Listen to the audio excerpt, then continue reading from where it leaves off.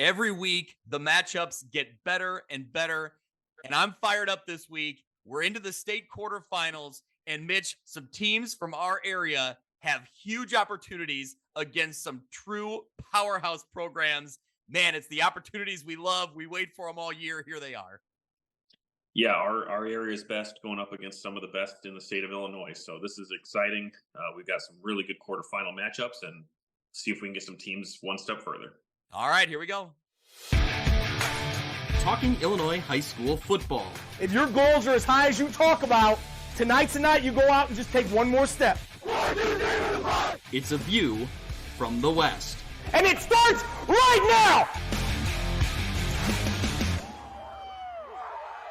Welcome, everyone, to View from the West podcast, the podcast covering Illinois high school football on the western side of the state of Illinois.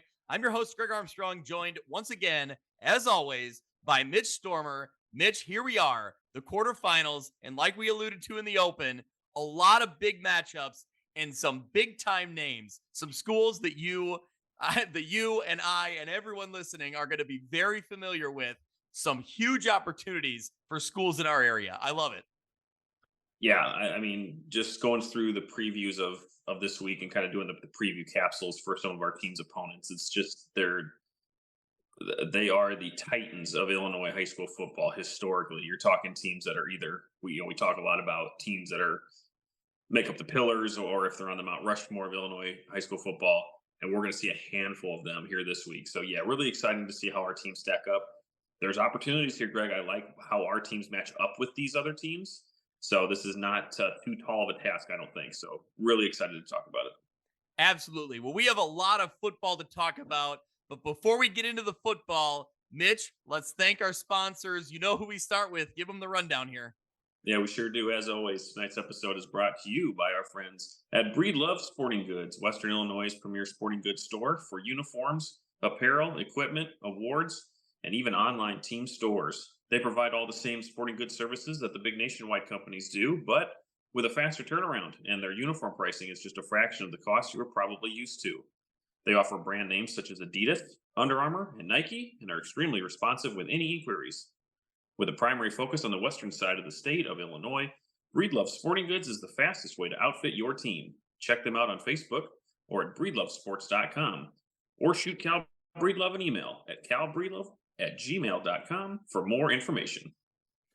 Mitch, I'm also a proud, not just a proud supporter of Breedlove's, I'm a proud customer. Just placed my order for baseball uniforms, getting all of the fine details figured out, and I got it. I got the uniforms nailed. I'm ready to go. We got the order placed, so excited for that.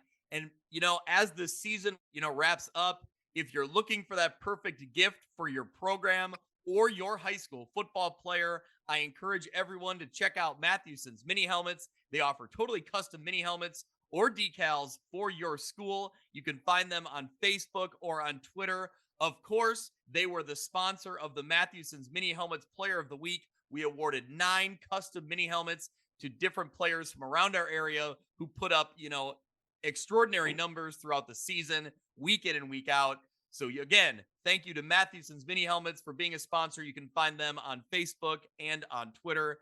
If you like what you're listening to week in and week out, if you want to support View from the West, you could do it by heading to PayPal. Go to paypal.me/viewfromwestpod. Again, we appreciate any support you can provide us, whether it's money, head to PayPal, or just spread the word. Tell people you like what you're hearing, you like what you're listening to. Get our name out there. We love it. You can also, of course, find View from the West on YouTube. We have highlights from throughout the season, podcast episodes, classic games. We also have links to old classic state championship games, IHSA broadcast. The full broadcasts are out there to go back and watch. So those are also a ton of fun. So, if you like what you're hearing, if you like what you're seeing on Twitter and on X, I encourage you to go out and support us. Head to PayPal. You can support us that way. For anyone listening, if you liked what you followed along with on Saturday, Mitch, I got to give you a ton of credit. I was out of the loop on Saturday. You were all over it, as always, on Twitter. So for anyone listening, if you liked what you were following along, if you appreciate the updates, all thanks goes to Mitch. Mitch, you were all over it. You were a dedicated individual once again on Saturday, providing our area and the state with the updates they needed on high school football. Yeah, it was a busy Saturday. There's no question about that. We had a lot of games starting around the same time. We had Sterling and Princeton that were in the later hour. They both started at 5, but all of our other games were at 1 or 2. So they came in fast. I'll tell you this, Greg. It's a lot easier to do this on a computer because normally on like Fridays, if I'm running around or the kids have something and I'm at volleyball or whatever, I'm on my phone.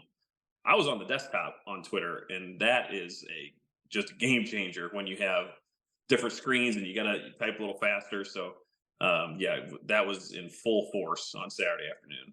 Well, I tell you what, Mitch, you would not have been very busy trying to tweet updates of the Iowa Northwestern game, which I attended on Saturday.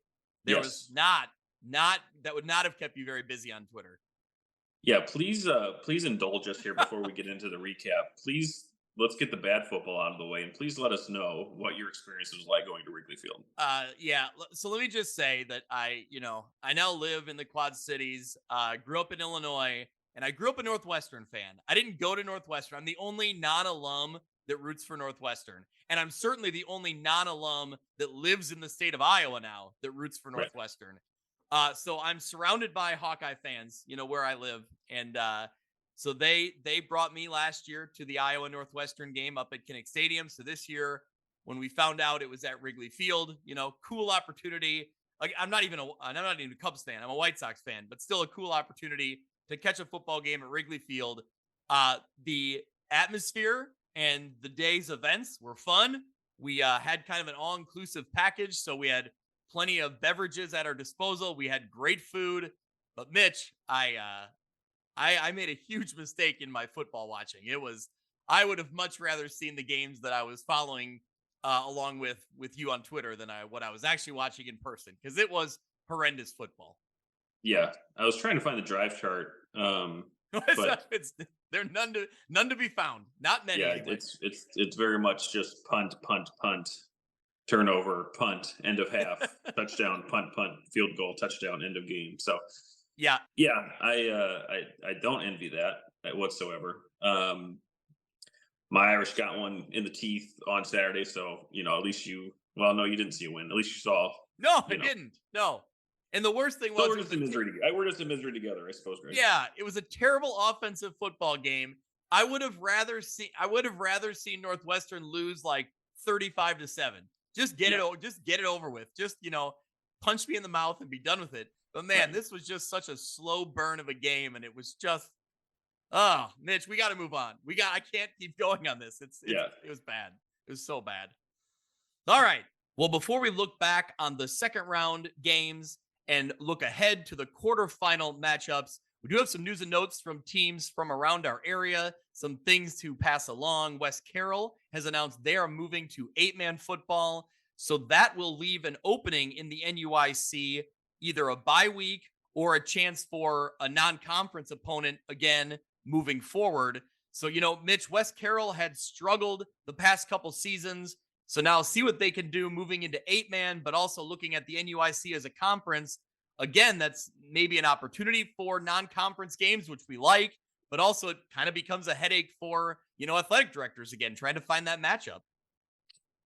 Right. And with the track being full now, with Mercer County coming in, you can't really go there to find an opponent this year because they have a completely full schedule. So, yeah, we're not, this isn't new. Unfortunately, really, that we're you lose teams from 11-man. It's great that they're still going to have a program and they play an 8-man. I don't mean it in that sense, but just this with conference realignments and teams moving up and down, it's just another situation that will have to be dealt with. So yeah, like you said, either each team now has a bye week, and it's now up to them to find an opening to fill that. We saw kind of the consequences of not being able to fill that. It was with some teams this year. We saw some great cross conference games, great out of conference games. So, with Morton stepping into the NUIC, that's yet another hurdle for them to overcome. So, yeah. And it's not easy too, right? Because you you almost have to forecast, okay, what's the prospectus on West Carroll moving forward? And I don't even think they want to be jumping from 8-man to 11-man back and forth a lot either. So you got to commit one way or another. So how quickly would the NUIC decide that they should go and try and fill that? The other side of that is who's maybe looking to get into the NUIC as well. You know, there's if you want to try and keep enrollment around the same, there's not too many places you can go. You can't pull very many teams from the Rockford area. You know, geographically, that would make maybe the most sense. But you're not going to pull a Hananiga over there. You're not going to pull any of those teams. You maybe, you know, there's a couple of big northern teams with Rockford Christian or Rockford Lutheran who have played NUIC teams in the past. You know, maybe, you never know. Talking to Kyle, it sounds like if that were to happen with anybody, with any team that they would potentially bring in, it would not be just for football. It would be for every sport. So that's another consideration that schools would have to make. We've heard rumors in the past of Bureau Valley kind of wanting to get in there. They are now going to the Lincoln Land. You've heard of Riverdale, but again, with instability there with football, I just don't know. So is Newman maybe looking to make a move, right? With the track becoming more larger schools, Newman's going to be quickly the small school in that conference. Are they potentially looking to make a move? So there's a lot of gears. Certainly, there's been no conversations about that. We're just speculating. We're just talking. We just know that now there is an opening in NUIC with West Carroll moving out, and we'll see what happens here. It'll be an interesting offseason for sure. Yeah, well, and I think a big part of this conversation could be null and void, based on some of the things we've read this week. We'll talk about some of that news in a second, but a lot of this conference shuffling may not mean anything. It may be a moot point. So we'll get into that in a minute, but it is an interesting move, and we'll see how it all shakes out, on both sides. Obviously, we hope it works out for West Carroll for the best, for their best interest, and we'll see how it works out, on the NUIC side of things as well. Moving into our bigger schools, Mitch, the biggest news maybe we saw in the past week was that Larry Johnson announces that he will step down as a head coach of the Geneseo Maple Leafs after 20 seasons. So what a storied career as part of a storied program that Larry Johnson has led and been a part of. He steps down after leading the Maple Leafs to 145 wins and only 67 losses in his time there. Just an incredible, 15 playoff appearances, 21-15, including 2 state runner-ups in 2009 and 2013. And I think, Mitch, when you start talking about, the true mark of a leader and the true sign of a program leader, not someone who's in it for themselves, but in it for the betterment of the program, Larry Johnson steps down just 1 win shy of the school record for wins set by Bob Reed. Bob Reed had 146 wins. Larry Johnson ends his coaching career at 145. I just think that is such a testament to who he is and what he really cared about in that program. It wasn't about him, and it wasn't about his wins or his accolades. It was about that program. That's an amazing stat to me, I think. Yeah, and anytime you're anywhere close to a Bob Reed record, you know that you've done pretty well for yourself and for your community and for your team. So, yeah, Coach Johnson has meant so much to that community, so much to that team over, as you mentioned, the last 20 years. Been a staple there, and such a good program that Geneseo is. So, big shoes to fill, no question about it. It's always interesting to see what teams look like after a transition like that, but I have no doubt that Geneseo is going to make the right decision and bring in someone, whether it's on staff now or wherever they might be looking, to continue that tradition that both Coach Reed and Coach Johnson have had for so long. Yeah, on a personal note, I've met with Larry Johnson several times, a lot of times over the years. Whether it's pregame before practices, post game after playoff games, wins or losses, and he was always gracious with his time. He was always very businesslike, which I appreciated. He wanted to, get his interviews done. I don't know that he loved talking to the media, but I think that he was always very, appreciative of the coverage and he always, appreciated hard work. And I always respected that about him. And I just, always was great to deal with. He actually, when they made their state title appearance in 2013, before the game, he did an interview with me in, right outside the locker room before the game. Took 5 minutes to talk to me. We were able to get it on because their game didn't start till later that afternoon or later that evening. He was able to give us an interview before our 6:00 show. Always meant a lot to me just to get that sort of coverage and get that sort of access. So, like I said, just congratulations to him on an amazing career. And, he's stepping down at this time. Talked a lot about, his kids are now out of high school. They're going to be either they are competing in college athletics or they're about to start. His son, who just graduated, who will graduate this season or this year, will move on to college ball. So, he's going to have a chance to watch them, to watch them do their thing. And so that's really exciting. Great for him. And, just really happy that, for him and his family. So, all right. One more bit of news and notes here, Mitch. All sorts of IHSA proposals coming out. I don't know where to get into it. I don't know how much to get into it. It could end up being a 3-hour podcast here if you really dive into it. But what did you read? What are some of the basics here? Yeah, so they released what these proposals are, and I don't know what the voting process is like. I think there's a board, and again, I don't want to get into that because I think we can make a whole show about this. Yeah. We've only got 3 weeks of the season left. So I think we can get into this more and maybe bring in some experts on the matter. But obviously, the biggest one that we've talked about before is districts. It did get proposed. A lot of the reasoning behind that in the explanation was that there has been such turmoil with conference realignments and teams moving and this and the other thing. So that was kind of the reasoning behind it. Again, don't want to get a whole lot into that right now. Another one was about transfer eligibility. That sitting out a certain amount of time after you've transferred or not at least playing in the state series for a year. Also rules about if you've transferred more than once. This one I would want to get more information on. It was about removing the multiplier and replacing it. Yeah. Removing the multiplier and replacing it with the average of local public schools. So I again, off the top of my head, I can't even wrap my head around that at the moment as to what that would look like. But that was one of them. And again, we can cover all these in a different show. But this one was submitted by Geneseo about getting clearance for a preseason scrimmage.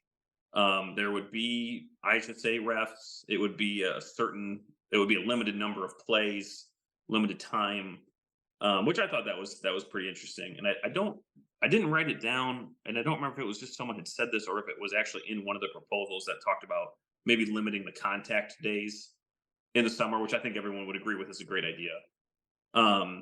So yeah, there's a lot of, I assume these sort of things come up every single year, and then whatever the voting process is will go through here soon, I imagine. And yeah, there could be big changes on the horizon. Certainly districts is the biggest one. They've talked about it before. It's easier to talk about than it is to actually implement. So we'll see if there's any legs to it this time around. But yeah, always interesting to see those ideas put in paper and kind of presented for all to kind of digest.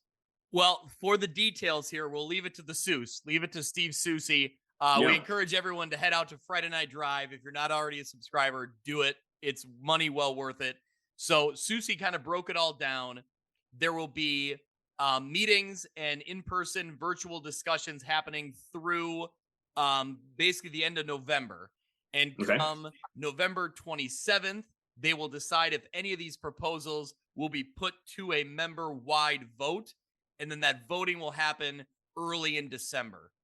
So that's kind of the time frame we're looking at here. So, but yeah, basically all of what you had discussed there is kind of all on the table. How much of it will get passed through is yet to be determined. I don't know. I mean, it's like every other year we hear about these things. Some of them seem like maybe there's good ideas in there, but I just never feel like there's a whole lot of details. And I worry that some of the fine details that aren't included are really where these ideas may fall apart or may Mhm. not be as good as they sound on paper. Right. Yeah. I don't know if, and I don't remember who was the one that presented the district's proposal, but like, do they have a plan? Do they have do they have their idea of what these districts would Yeah. look like? Or are they proposing to look into it, sort of thing? So, based on the timeline that you said, that'll be right after the state championships that they decide what's going to be voted on. Yep. I think that might be our first episode postseason, right? As we Yeah. bring in maybe we bring in Seuss, maybe we bring in Edgy Tim, maybe we bring in Michael O'Brien from the Sun Times, like whomever that would be an expert to talk about this stuff, just to lay it out and have a discussion and see what might get voted on.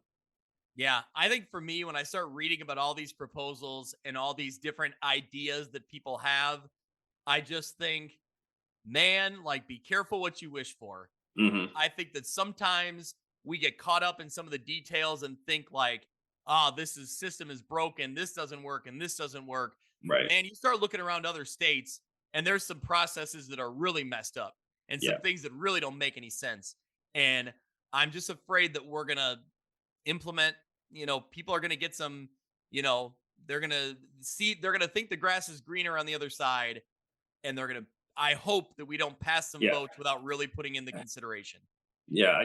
For me, and again, this would take more digging into it and talking to people who are more up on it. But like going to districts doesn't solve the problems that are going through small school football right now. It's, because the realignments and the going down to 8-mans or the not having programs affect smaller programs more than they do the bigger ones. So moving to districts doesn't fix that. There is no fix for that. So yeah, again, not to take up too much time on it because we'll get into these games, but yeah, pretty interesting to see that information gets released, and then now what's going to happen over the next 4 or 5 weeks. Yeah, plenty to talk about with all that. And like you said, we will get into it. But for right now, let's focus on the football on the field. We got 6 11-man teams remaining in our area. Lena Winslow, Anawan Weathersfield, Rova Williamsfield, Princeton, Dupec, and Quincy. On the 8-man side of things, we have Amboy, Polo, and Ridgewood still left. So we got 9 teams total. Mitch, let's dive into the second round that was and the quarterfinals that will be. Yep. It's gonna be a ton of fun. We'll start in Class 1A. How about this record? Class 1A quarterfinalists are a combined 85-3. So the teams that have made it this far have certainly earned it. There are a lot of undefeated, one-loss teams in here. And then you have Rova Williamsfield sitting at 9-2 going into this round. They're playing maybe their best football of the season. We'll get into that in a second here. But what a impressive record going in on both sides of the north and the south side of the bracket here. In the second round, it was Lena Winslow getting the convincing 46-14 win over Forreston. You had a great line from Shaw Media from Friday Night Drive. It's hard to win at chess when your opponent is playing Battleship. That about defines what Lena Winslow does. Give us the rundown on this one, Mitch. This one, it was a little bit tighter early on, kind of like the last and really most of the League Win Forest games are before Lee Win just kind of took over. There was history in this one, Greg. Gage Dunker set the all-time NUIC rushing touchdown record. It broke former Panther standout Sean Ormiston's record of 67. So now Dunker is closing in on 4,000 yards for his career and 2,000 on this season. In this game, he had 216 and 3 touchdowns. Coburn Lynch added 92 and a pair of scores. The biggest thing in this game was just how quickly Lee Win was scoring. And the stat there is that Forreston doubled up the time of possession. Forreston had the ball for 31 minutes and 43 seconds of this game, and Lee Win only had the ball for 15 minutes and 17 seconds. Wow, that is interesting. Yeah. 3 points per minute of possession for Lee Win. But, when you average 10 yards a carry, that's what's going to happen. And that's what we talked about, Greg, in the preview, that, Lee Win has a lot of lightning, whereas Forreston is kind of more of a thunder. Yep. But you see, and I think that's going to be a big story here against Anawan Weathersfield. We'll talk about that in a minute too. But just how Lee Win can beat you and how they can handle long drives. Like it doesn't. I don't even want to say it's a bend not break because they're not allowing a whole bunch of scores, and they're not really bending that much either. But they are equipped to handle sustained drives because they're just going to score when they once they get the ball. It's how it is. It's so impressive from the Panthers.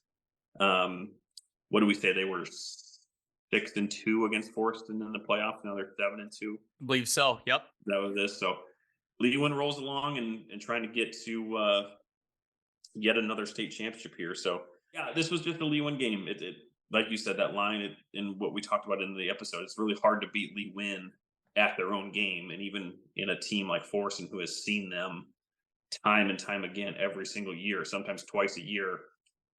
It's Leewin's dominance on display once again. I'm seeing that Lena Winslow lost to Forreston in the quarterfinals in 2016.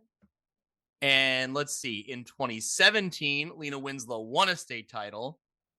In 2018, they lost in the semifinals to Forreston, 34-28. Okay. And then since then, they've won. So there you go. Yep. Okay. So, all right. Yeah, I don't know what else there is to say about this. Leewin just continues to be impressive, and they just don't look like they can be beat. I don't know how else to put it at this point, right? Yeah. I don't. Yeah, that's a huge statement, but it's reality. It really is kind of the way things feel right now. It's hard to imagine a team that's able to, grind them down and beat them for a full game, to really come out with a win. Now, not saying it can't happen. They got to show up, but the way a good test here this week. Yeah, the way they show up every week though is what makes it so impressive. Is they always seem to rise to the occasion. So let's get into their opponent. Will be Anawan Wethersfield, who won 13-6 over Morrison. And Coach Grip said on WQAD after the game, survive and advance. That's what we said on the podcast last week. That's kind of the mantra this time of year for a lot of teams. That's what this win was for Anawan Wethersfield. This was a tight battle all the way throughout. Two hard-hitting teams, really two evenly matched teams, really battling it out on this one. Mitch, you saw a good portion of this game. So give me kind of the rundown on this one. I read up on it, but I know you were watching most of it. Yeah, this was a playoff game, right? This was a really, really, I don't want to say it was exciting because these were just two hard-hitting teams battling for position, battling for yards. But Titans got on the board first with about 48 seconds left in the first half. It was Zeb Rashid, who else, bounced his way into the end zone from about 7 yards out. That put the Titans up 6-0. But Morrison drove all the way down before half. Colton Bielema ends up finding Blake Adams. I think it was about a 26-yard touchdown pass.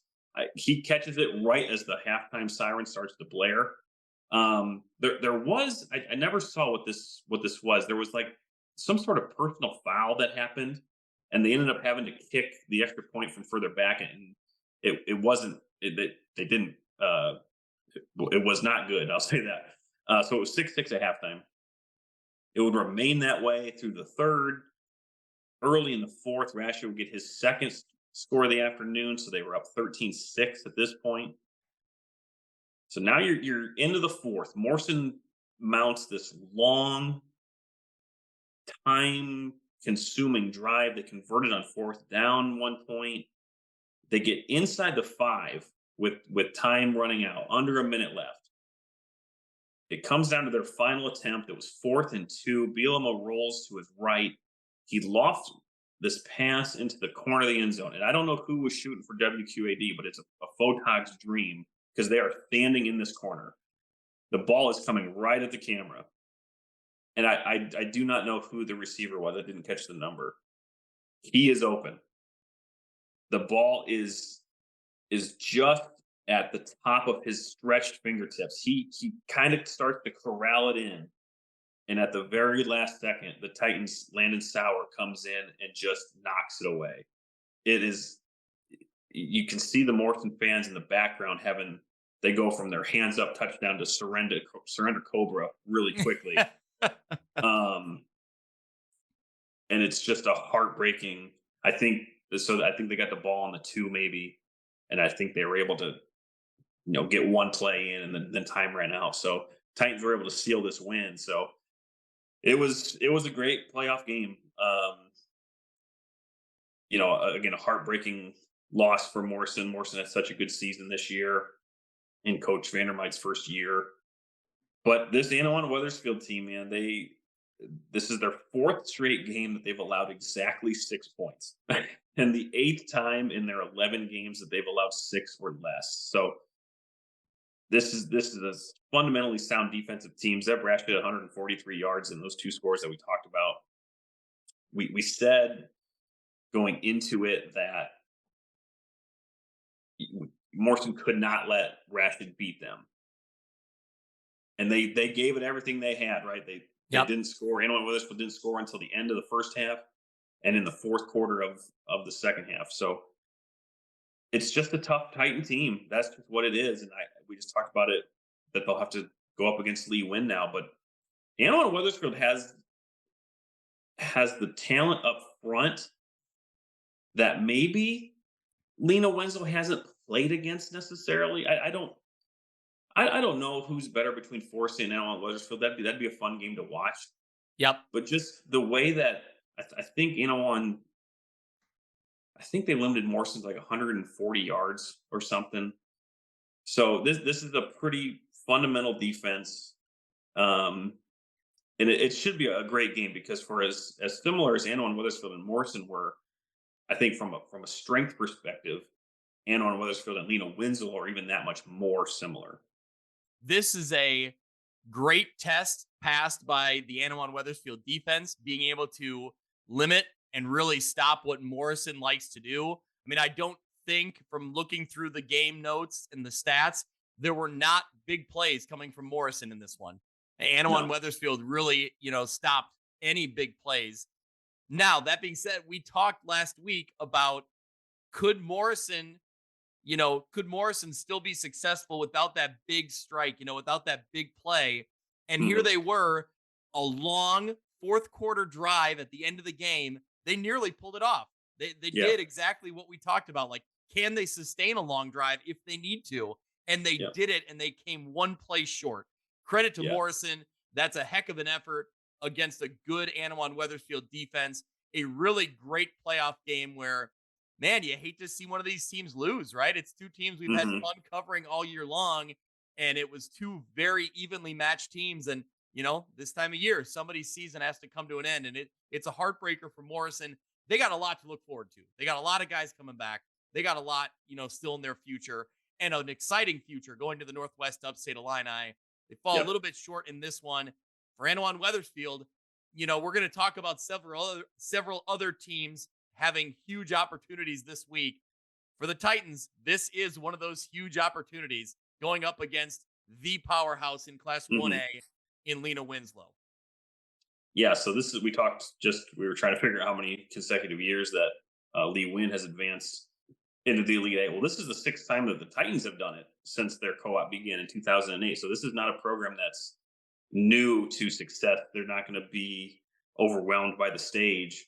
Going to Lee Win, that maybe favors Lee Win a little bit more, just to have that home field advantage. But yeah, just again, the way that Anawan Weathersfield plays, and seeing how Lena does a lot of things similar, this should be a really great game. I'm really excited to see this. Again, I think it will be Lena Winslow's toughest test to date. I think, they did play Dupec. They destroyed Dupec. I think it was 42-0. But the style of Anawan Weathersfield is what is different, I think, in this one. So, Zeb Rashid and Dylan Horry and Landon Sauer, all that whole team, the defense, everybody on that defense is going to have to play a lot like they did against Morrison, maybe even better, to stop this Lena Winslow offense. And again, when the Titans have the ball, you're going to face the best defense you've ever seen, I think, this year for sure in Lena Winslow. So yeah, it'll be a great game Saturday at 2:00 there, up in Lena Winslow, for a chance to get to the semifinals. Yeah. I think that this Anawan Weathersfield team had a great effort against Morrison, but man, it is such a test when you start talking about going on the road to Lena Winslow, deeper in the playoffs in a quarterfinal matchup like this. We've seen a lot of good teams end up in that same spot, and Lena Winslow they just don't seem phased by it. So Yeah. it's a huge opportunity here for Anawan Weathersfield. I'm interested to see if they can, compete and see if they can get the job done. But it's like we talked about at the beginning of the playoffs. Somebody's got to prove it to me. And so Right. can it be Anawan Weathersfield? We'll find out. Somebody's got to prove to me that they can beat Lena Winslow. Quickly, Yep. before we wrap up, it was really cool. I saw on social media this weekend that Coach Johnston, former head coach of the Titans, now with Sherrard, was back on the sidelines.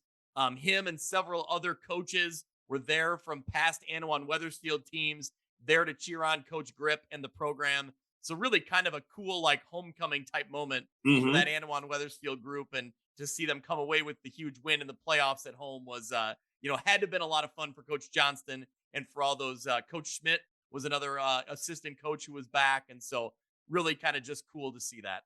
Yeah, great. It looked like great weather too there at Weathersfield Memorial. So we talked about that's a great setting for a playoff game. So Yep. yeah, good times to be had by all there for the Titans. Yep. All right. Well, the other matchup in the quarterfinals on this northern side of the bracket, it will be Rova Williamsfield advancing. They get the win 36-8 over Stark County. The Cougars advance to their first ever state quarterfinal.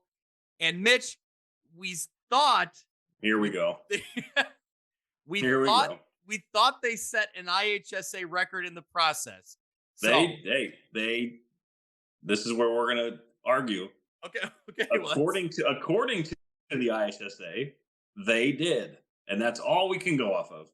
Okay, well, that's all we can go off of until head coach Jade Nord sends me stats from the Stark County at Mooseheart game from November 3rd of 2012.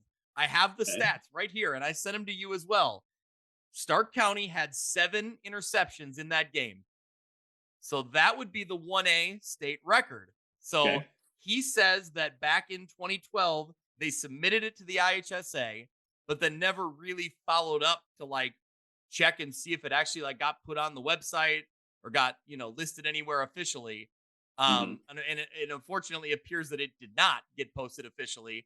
So he is which trying is why to for the moment they have tied an IHSA playoff record in 1A. Okay, well, I guess we will say that for now. And that's no offense to Rova Williamsfield. It's a great effort. 5 interceptions is amazing. I just want to make sure the credit is given where it's due. Which now my Cougars, my Rova Williamsfield Cougars, and I now share in common that we have a part in IHSA playoff state records. So the 05 Morrison team has the 2A record for most first downs in a playoff game. So don't take my happiness away from me and Rova Williamsfield, Greg. I don't want that. I am not. Well, Mitch, the Cougar defense, they shut out the Rebels offense, and like you said, 5 interceptions. 2 of those interceptions went for pick 6, Talon Hall and Jack Godsell. So great effort. And weirdly enough, the only score for the Rebels came also on a pick 6. So a lot of interceptions going around in this one. But overall, just a great effort by this Rova Williamsfield defense. They've looked really good in the playoffs here, and they're moving into the state quarterfinals. Did you see my, I'm not going to call it my typo, but did you see the autocorrect on Twitter here? Yeah, I did, and I love it. I'm glad you didn't take it down. I'm leaving it, Jack. Jack Godzilla, as you now will be known as on this podcast. So, I noticed that after the fact. Like it took minutes until I saw it, but there was no turning back after that. But this was a great revenge game for the Cougars, avenging that loss to Stark County in the regular season. And what more can you say? That defense just put them in position. They scored on 2 of those picks and put them in position to score on their other possessions. So, no Spencer Brown got in the end zone. So great win, back-to-back great wins in the playoffs here with that round 1 win over Newman. But we'll talk about Hope here next, their opponent. But if they play defense like they did here and like they did against Newman, I think there's some real opportunities against the Hope team that likes to pass. That if the Cougars play like they have been, they could be a semifinalist this year. We've talked about all the interceptions. Combine that with the fact that they have only allowed, Roval Williams Field has only allowed 46 yards rushing against Newman and Stark County combined in those first two playoff games. So their defenses look good through the air and on the ground. That's a really, really impressive Cougars defense. Before we, move along, I do want to, give a quick congratulations to Stark County. Undefeated regular season, got a playoff win. Great season for them overall. Conference champs. Yep, absolutely. A really good season for them. And, I felt bad. I think Luke Rewerts, their star quarterback, had played really well, had a great season. He got hurt, I believe, early on or at some point in this one. And I'm not saying that to diminish, the outcome of the game. I'm just, hoping that, it's nothing too serious and he's back either on the basketball court or track or whatever sports he has left in his high school career. He just had a great season. You hate to see him get hurt in a big game like this. So hope the best for him and, hope that Stark County can continue on this path and continue to, have success in the Lincoln Land Conference. But for Roval Williams Field, Mitch, like you said, they're moving on to the state quarterfinals against Chicago Hope. Give us the rundown. Give us the layout on the Chicago Hope, the Eagles.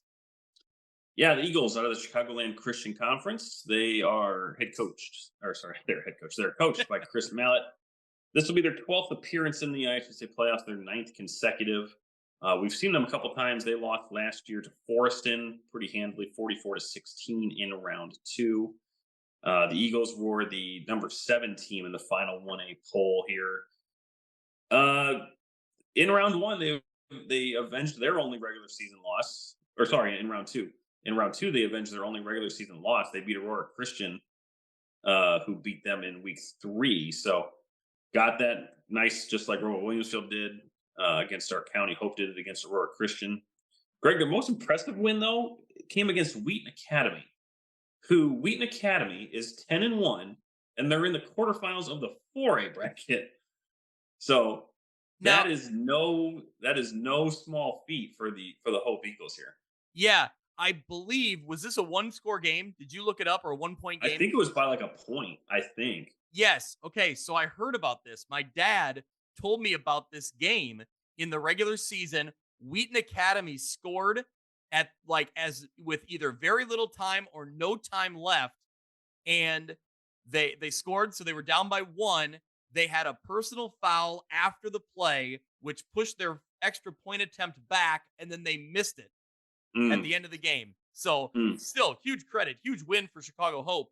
But what a weird way to lose a game when you tie it up you think you tie it up, and then you have a penalty called, and then you miss the extra point. Yeah, and I was curious, and we've had this discussion with other teams, and it is true too with Hope. Just wondering about their level of competition. So I looked up Wheaton because again they're in the 4A quarterfinals. They did beat their Chicago Public League School in round 1, but they beat St. Viator in round 2. So that's no slouch of a program there to win. So again, that's their most impressive win, beating Wheaton Academy. I don't remember what week that was, but this is a good defense. 6 games this year that they've allowed only 9 points or less. Eddie Jenkins Jr., we talked about him last year. He's their quarterback. If you want to stop them, if you want to make sure that this offense never gets rolling, he's the guy. He's the guy you have to stop. He is the key. What's the word? He's the cog that fits the machine. Is that how you say that? The straw that stirs the drink. Sure, we'll go with that. Dual threat player. He can really sling it. He's got Ryan Williams out there to throw to. He's committed to Northern Illinois. They've got a really big line anywhere across the board, anchored by their center, the coach's son, Levi Mallett. College interest at basically every position on that line. As mentioned, it's a big line. So that Roval Williams Field defense will have their work cut out for them against a dynamic offense, but they are accustomed to that. I think they're built for that. And with the ball hawks that they have, like you mentioned, Jack Godzilla and Talon Hall, they have the personnel that are equipped to stop a team like hope in the offense that they run. So again, those opportunities will be there because they're going to sling the ball. So everybody on that secondary, even in the linebackers, and certainly if you're going to try and control the trenches, I think the opportunities are going to be there for Rovo Williamsfield. Yeah. Well, I mean, you look at opportunity here. It's an opportunity for both schools. Both schools have never been to the quarterfinals, so they've obviously never advanced on. Well, I should say, as Rovo Williamsfield, as this version of their co-op, they've never been to the quarterfinals. This is the farthest that the school has been since they were Alwood Rova, I believe, back in 2005. So, but getting back to my initial point, as Rovo Williamsfield, they've never been this far, never been to the semifinals. Chicago Hope, we've talked about them year in and year out, usually good records, but they haven't always produced in the postseason. This is their first chance at heading to the state semifinals as well. So an opportunity for one of these teams here. And, like I said, we've talked about Chicago Hope, but they've struggled. Last year, they went up against Forreston, I believe, in the second round and really ran into a buzzsaw. And that was a Forreston team that was 5-4 in the regular season. Obviously, a battle-tested NUIC 5-4. So when you start looking at this Rovo Williamsfield team, who I think is playing the best football they've been playing all year, playing with a ton of confidence, I think there's a big opportunity here for them to get this win. I think the one thing they have to clean up, talking to Coach Goldstrand, they had a lot of pre-snap penalties, and he thinks a little bit of that was, a little nervous jitters, a big crowd that was really loud the other day, in their playoff game against Stark County. Clean some of that up and just be, in sync, ready to roll as an offensive unit. That will go a long way. Limit those penalties. Don't give away any free yards.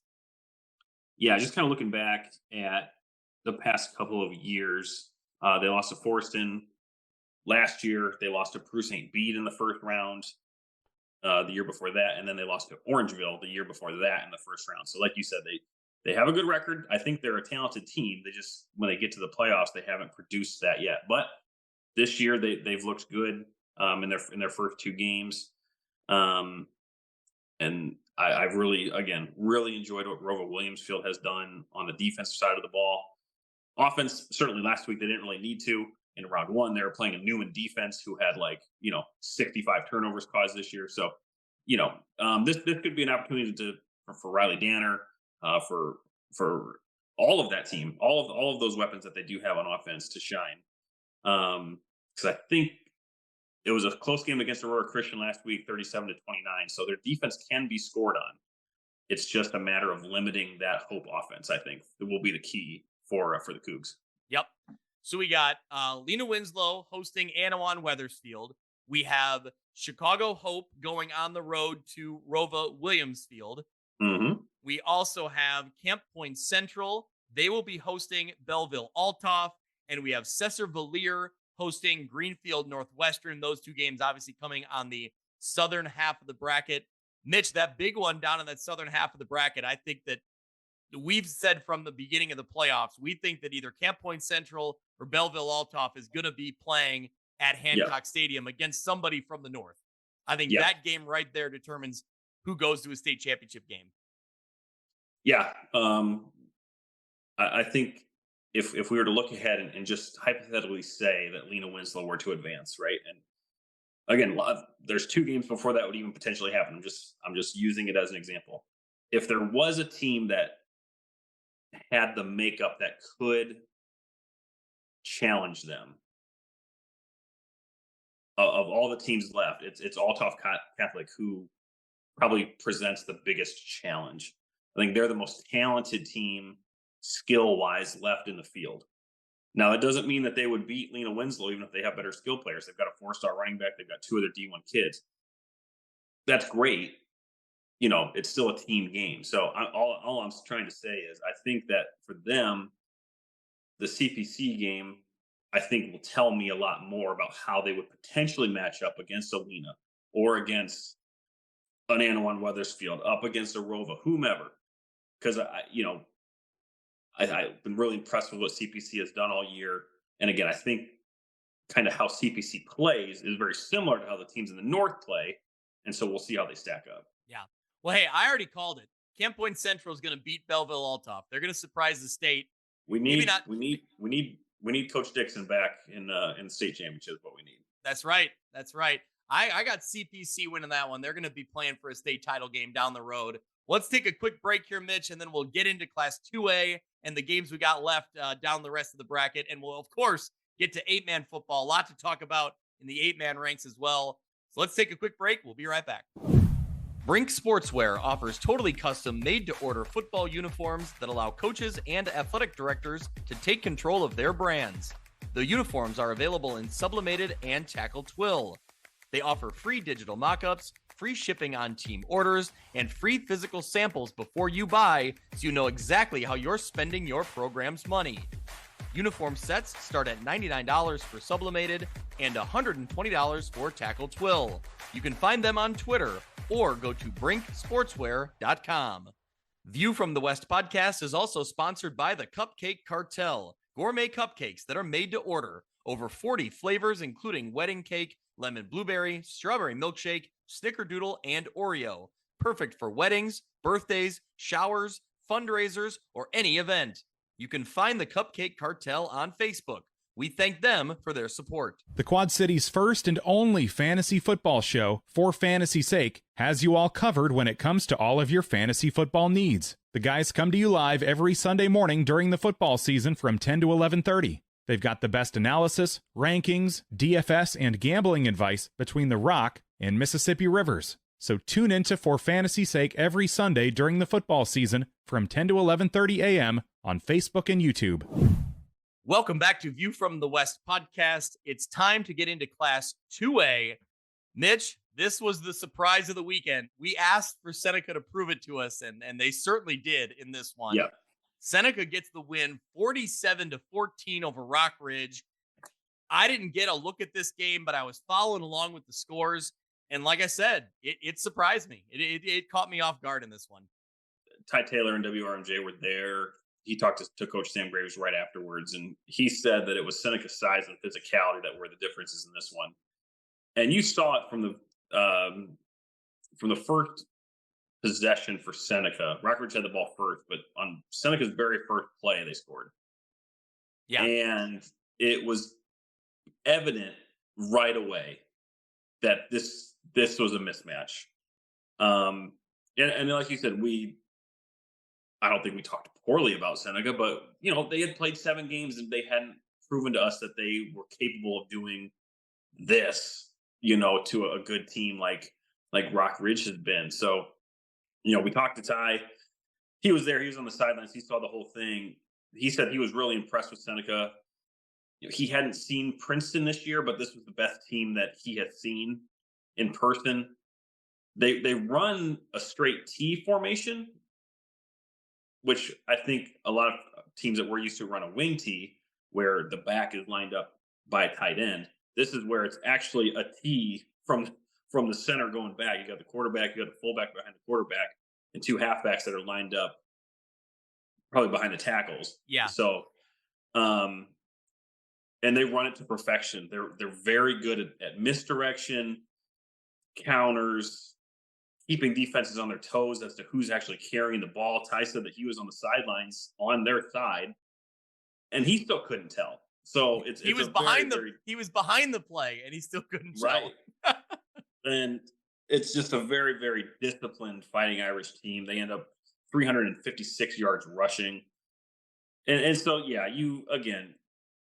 it went away from the Rockets pretty quickly. Seneca is the top seed for a reason. They proved it. So, this was a great season for Rock Ridge. We had so much fun covering them. We talked a lot about the draw that they had, and that's partly just due to the strength of 2A, and certainly Seneca anchors that strength. So, Alex Oratanis was their top back. He had 96 yards, so great season for him. Colin Schweigen, the freshman quarterback, he was 7-18 for 96 yards. Overall, Greg, just a great year for the Rockets. Yeah, I will say we have a lot of loyal listeners out in the Rockridge area. So, we always appreciate them for listening, supporting the podcast. And, it was a fun team to cover this year. Going back to that first game of the year where we were trying to figure out, how was Schweigen going to fit in the offense? and it was going up against a really good Newman team, and we were trying to figure out just how good this Rockridge team was, and they lost that heartbreaker, and man, they really exploded after that, and they really became one of the top stories from our area, just based on what Schweigen did, the way they won that game at Morrison, and just the way they were able to get the job done this year. Fun team to follow. Congratulations to those seniors. Alex Zarlatanis has been a great running back to follow throughout his career. Connor Deem, also a kid we loved covering over the past couple seasons. Really fun player to watch on the field. So good luck to them. The Rockets have a lot to look forward to. We just talked about a freshman quarterback, a lot of talent coming back on both sides of the ball. So, overall, good season. Tough way to end, but, they'll be back. This program, I don't suspect is going anywhere. So.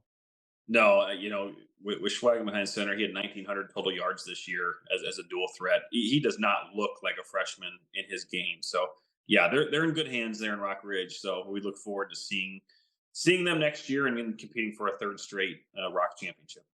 So Seneca advances. They will go now in a rematch against Wilmington. They beat Wilmington in week 1 of the season. We talked about it last week. That was one of maybe their marquee win. It was their biggest win of the season. And we wondered if that was, a fluke. And they have a chance to prove it now. They got to go out and get the job done again against Wilmington.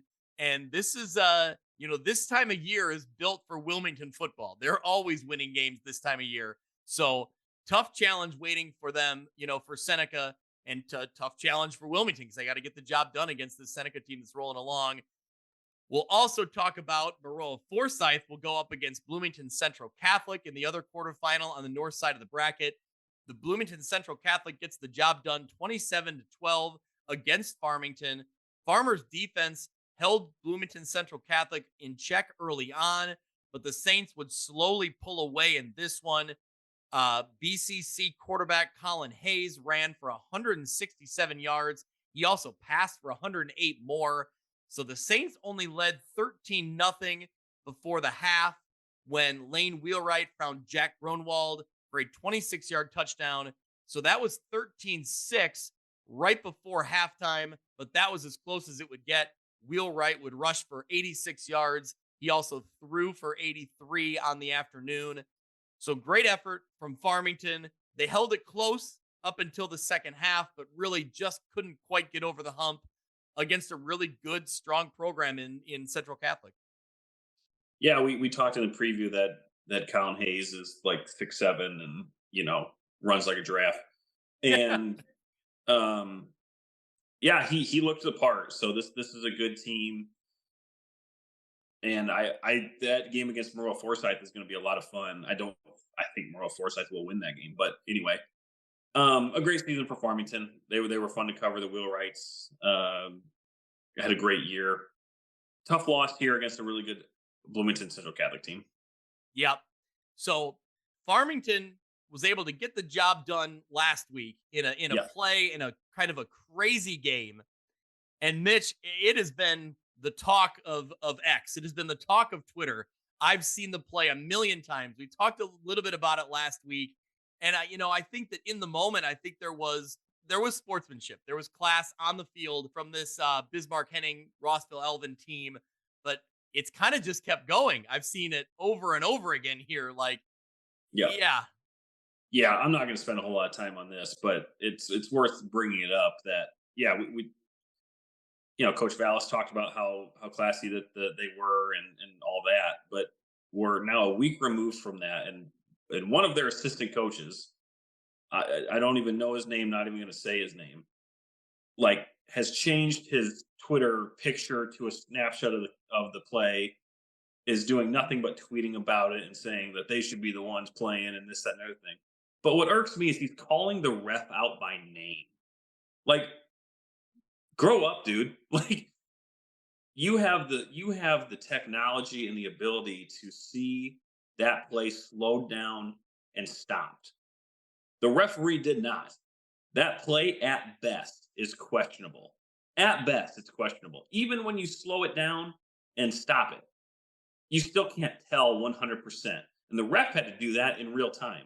So miss me with all that, right? Think you can do a better job? Put on the stripes and be a ref.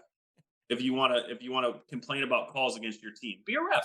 Well, I think at some point there's a time to move along, right? I mean, I think that there's a time to, you know, maybe, I don't know if you want to get into that debate on Twitter, but at some point, I think as an assistant coach, as an adult leading the program, I think you have to show some maturity, right? And not get into these Twitter wars or these back and forth about, calling, like you said, calling a referee out by name. And just, there seems like just a lot of immaturity, and it doesn't seem like great leadership to me in general. So, yeah, all right. Just, it irked me. Yeah. All right. The Class 2A quarterfinals: Seneca and Wilmington, Merwell Forsyth, Bloomington Central Catholic, Nashville and Athens, Shelbyville, and Breeze Mater Dei. Mitch, Breeze Mater Dei, that's a team I said would be here. And, I think they still might win another game, maybe 2 games. We'll see. Yeah. Nashville hit a tight victory over Quincy Notre Dame that we talked about a lot. So that was a good run for them. But Nashville certainly no stranger to this stage, and these will be good. These will be good matchups in the South. But again, those 2 North games, it doesn't get much better than Seneca and Wilmington in a rematch, and then Merle Forsyth going up against Bloomington Central. Yep. Yeah, absolutely. That Athens team to watch. I like Breeze Mater Dei, but that Athens team is a team to watch. Nashville and Athens is a great matchup over there on that southern half of the bracket. So Athens was a borderline, might have dropped into 1A, right? I think they usually are. Yeah. Okay. Yep. Mm-hmm. All right. Let's get into Class 3A. Mitch, you called this. You had a beat on this game from the very beginning. Dupek gets the win 50-19 over Stillman Valley. The Rivermen are headed to the quarterfinals for the first time in their program's history behind a balanced come-from-behind win. Cooper Hoffman, 203 yards rushing, 3 touchdowns, 138 yards passing, and a touchdown. The second week in a row, the Rivermen have pulled away in a huge second half. So they trailed this one early, 19-14 at the half, but they outscored Stillman Valley 36-0 in the end of it in the second half. So what an effort from this Rivermen team. And like I said, Mitch, you called it. You had a beat on this one from the very beginning. Yes, we can pat ourselves on the back on this one. We did think that Dupek was going to take care of business pretty handily in this one. It's slow start a bit for the Rivermen, but for that second straight week, they have been such a really, really impressive second half team. They did score on the very first play of the game. It was Hoffman on a 62-yard run to the house. And then they just continued to chip away. A great play in this one was Jordan Gassman had an interception return for this is where semantics get in the way, Greg. Returns it to the end zone, but kind of fumbles it, and Trey Jones recovers it. So is that still a pick 6? Yeah, that's debatable. It's an interception that led to 6 points. Yes. I just don't know if 2 people can combine for a pick 6. But either way, it doesn't matter. They scored. This is a great play. Drew Williams too. He caught a 45-yard touchdown pass from Hoffman to put them up. This was 42-19 at this point.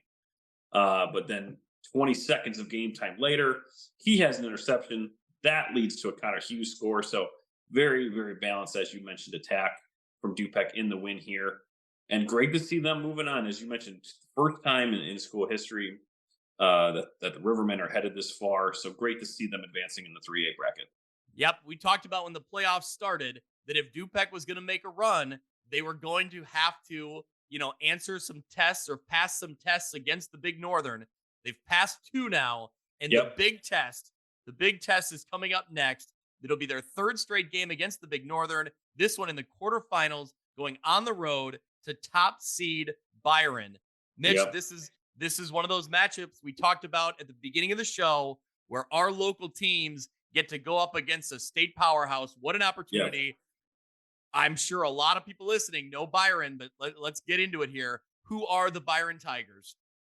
Well, this year they've been one of the most dominant teams in recent memory. The Tigers from the Big Northern, coached by Jeff Boyer. This is their 29th appearance, 9th consecutive. They lost to IC Catholic in the semifinals last year, but the year prior, 2021, They were the 3A state champions. They've also been runner-up a handful of times in 2018 and 2019. So this they had that remarkable win over IC Catholic in the semifinals that year. They went on to win state too. Right. Kind of a crazy finish to that game. I remember watching. Yeah. And then I think IC Catholic got their revenge. I think that was like 35-0 or something last year, but that doesn't matter. Yeah. As mentioned, they are putting one of the most dominant runs in history, really. I mean, 665 points scored. That is the most in the state. 52 points allowed. Yeah. 52. 9 games out of their 11, they have allowed a score or less. On the other side of the ball, only 2 games in which they have not scored 50 points. That's incredible. Yeah, that's incredible. Yeah, we'll get into this a little more in a minute. It's a tough task. It truly is. Sean Considine is an assistant coach. If for you youngins out there who do not know who Sean Considine is, he was on Byron's 1999 state championship team. He ended up playing at Iowa. I think he's a safety. Is that right? Yep, sounds right. Got drafted by the Eagles in the 4th round. He was the first pick in the 4th round in 2005. Bounced around for a couple teams. Ended up winning a Super Bowl with the Ravens in Super Bowl 47. He was a key member of their special teams. Greg, that was the year that what's his name? Is it Jacoby Jones? Is that his name? Okay, yeah. Jacoby something, right? Had the kickoff return. I think that had to have been the championship against the Niners. You're stretching my. Doesn't matter. He was a key part of the special teams for that Ravens squad. Ended up winning a Super Bowl ring. But he is originally he was born in Dixon. As mentioned, he played for Byron. So now he's an assistant coach. His son, Caden Considine, is their lead back. He's a sophomore. This kid is a strong back, hard to tackle. Once he gets in the open field, he's gone. Braden Knoll, he's their speed option. If you think about Thunder and Lightning, he is lightning. They use him out of the backfield. They throw to him. He's their lead kickoff man. He scored a couple times from there. So, look, this is the best. Big statement here. What are you gonna say? I'm trying to. I don't know.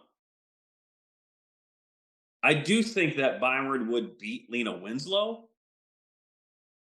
So it's. I'm not diminishing Lena Winslow at all when I say that I think Byron is probably the best team that DuPec will face. Okay. Yeah. Because they are just so big and they are so physical. And every position on that team will punch you in the mouth. All their running backs have their head down when they're getting close to contact.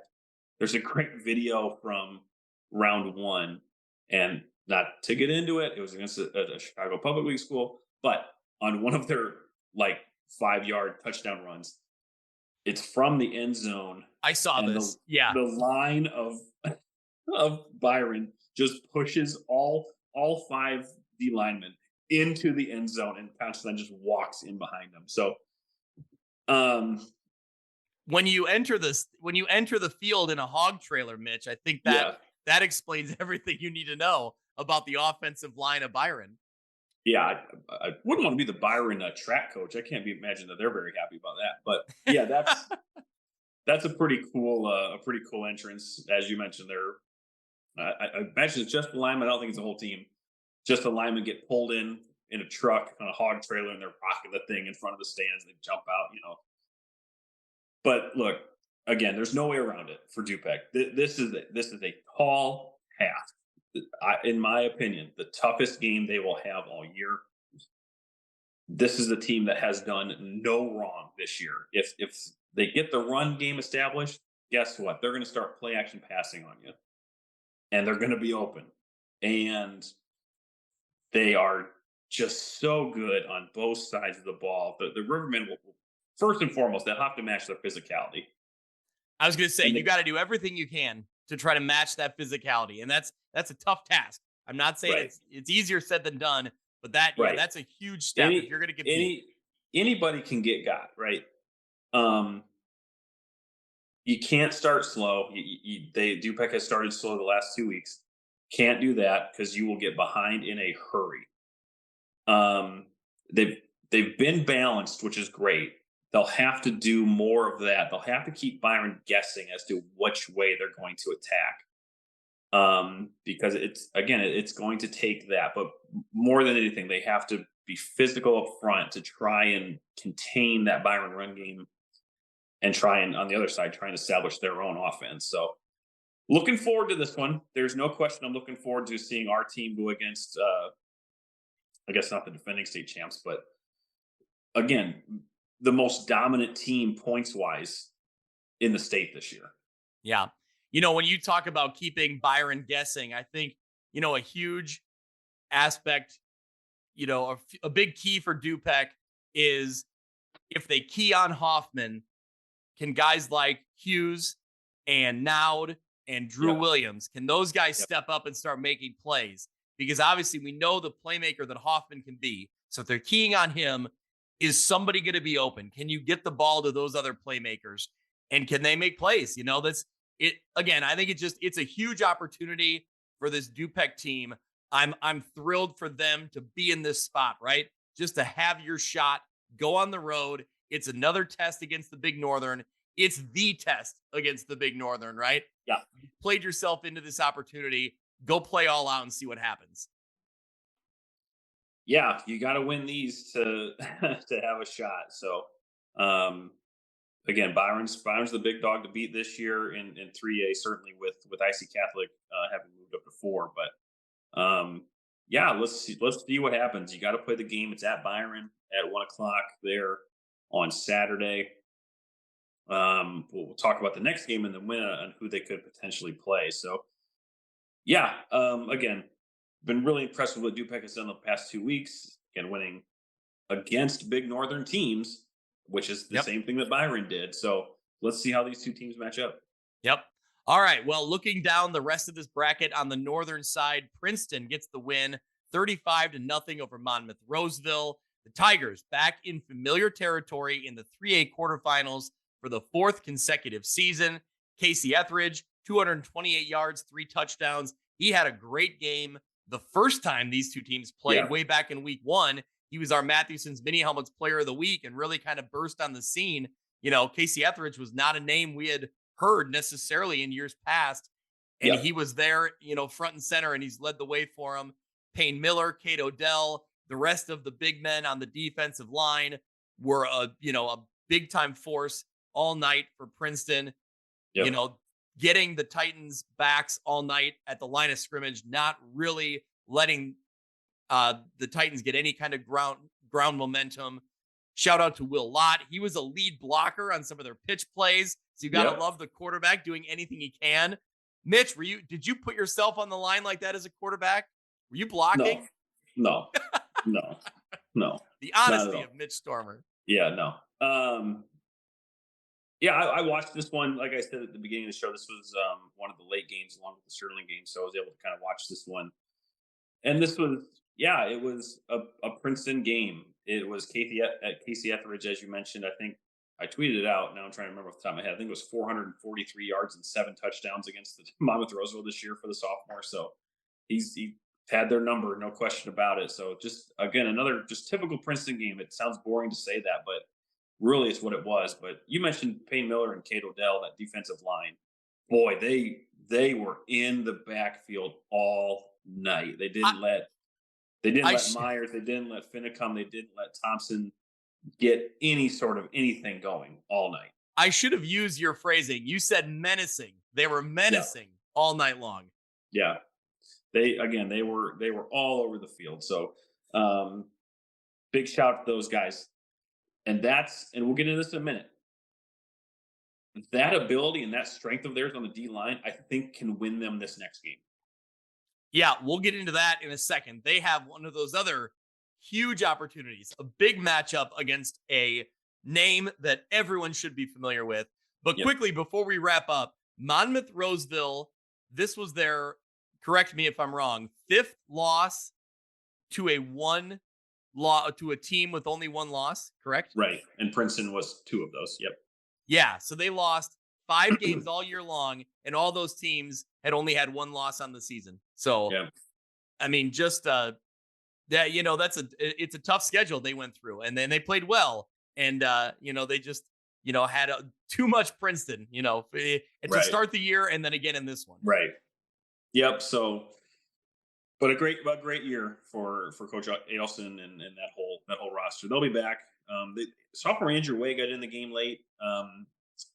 Got in at running back. I think he'll be back to watch for them moving forward, and all the guys that they have coming back. So, we'll be talking about the Titans again next year. But as always, we're still talking about Princeton as they go into their 4th consecutive 3A quarterfinal. Yep. Well, as I mentioned, their matchup will be a team that most people listening, I'm sure you've heard of. They will go up against Lombard Montini. Mitch, tell us about the Broncos. Broncos out of the Chicago Catholic League. What does ESCC stand for? East Suburban. I think it's a combination of Chicago Catholic League and East Suburban Catholic Conference. They combined a few years ago. So it's like one big long. It's a lot of letters. I know. And then there's like white, blue, and red. Yes. Yes. Okay. Either way, Mike Bukowski. I hope so, Coach. Sorry. 33rd appearance for the Broncos. Greg, they are 6-time state champions. They played in 7 consecutive state championship games from 2009 to 2015. They won 4 straight 5A titles from 2009 to 12, and then won the 6A title in 2015. Since then, they have not had that success. They're coming back. They're coming off of back-to-back 3 and 6 seasons. But here they are. They play that really, really tough schedule against much bigger programs and bigger schools. But this is a great quarterback name that I'm absolutely not going to pronounce correctly. But try your best. Gaetano Carbonara. Sounds right. Gaetano Carbonara. I don't know. Carbonara. Yeah. 1,600 yards, 14 touchdowns. This kid's got a big arm. He is really good. He has got some precision on his longer throws. He gets a lot of pressure, which, again, we'll talk about that in a second with Princeton. But even in the face of danger, he just will loft a pass right in stride to his really good receivers. Alex Marr, 1,500 all-purpose yards. He's their lead back, 13 touchdowns. Those receivers, as mentioned, they get separation, and so that can help the quarterback just kind of just whip one down the field in any direction, and you might have someone down there who can get open. So, but as I mentioned, in the highlights that I saw, I was watching Carbonara's kind of season highlights. A lot of times he is under pressure. I think that O-line is a little shaky. And going up against a Princeton team whose strength is that defensive line could spell success for the Tigers in this one, I think, just looking at the tape. Yeah. And knowing what I saw against Monmouth Roseville. In a regular season loss to St. Viator, Viator really controlled the clock. They had great ball control. They were just running, sustaining drives. And that was something that Montini couldn't really overcome. And boy, if that's something that Princeton can take advantage of. In all of the games that they've played, that Bronco defense has looked like they are susceptible to the run game. And again, you've got a Princeton Tiger team who has a good D line and a running game who will sustain drives. If there's any team that will beat or have a chance to beat a Montini team, it will have the makeup of the Princeton Tigers. And that's why I think Princeton will win this game. Yeah, I mean, the way hey, you had a beat on some games last week, and you were right on. So I think, this one, I love it. I love where your head's going here. I think when you talk about that defensive line being able to get pressure on the Broncos offense, I think I immediately then look at Princeton's secondary. Can they come up with some big plays, some interceptions, some big knockdowns?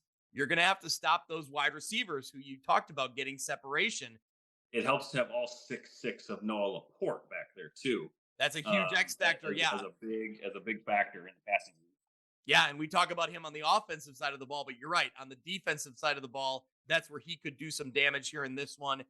And I just think, man, if Montini struggles to stop the run, look out, because this Princeton team can run, and they can run at you with multiple weapons. When you talk about Etheridge or Christensen, I've seen it firsthand when Preston Arkles, when a defense keys on one of those guys, there's another one waiting to make a play.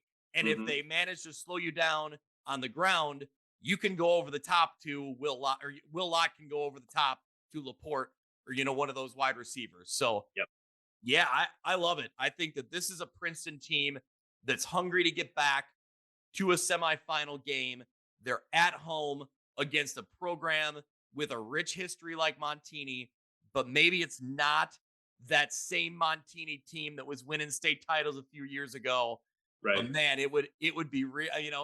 It's got to be that motivating factor to be able to knock off a big powerhouse like this in your own, in your own backyard. Yeah, like I said, anything that I saw on tape, and I understand again that Montini was playing bigger schools. I get that, but nothing about their game spooks me in that I think that Princeton can't hang with them and can't beat them. So yeah, I do think Princeton will win this game. I love it. Well, there's our quarterfinals in 3A. You have Byron hosting Dupec, Princeton hosting Lombard Montini. In the southern half, Tolono Unity will be hosting Mount Carmel, the Mount Carmel from down south. And then you also have Olympia hosting Roxana. Mitch, you mentioned it in the notes here for the podcast. Yeah. Roxana survives a wild game against St. Joe Ogden down in that southern half of the bracket. Shells were down 7 mid-fourth quarter. They get a pick 6 to tie it up at 41.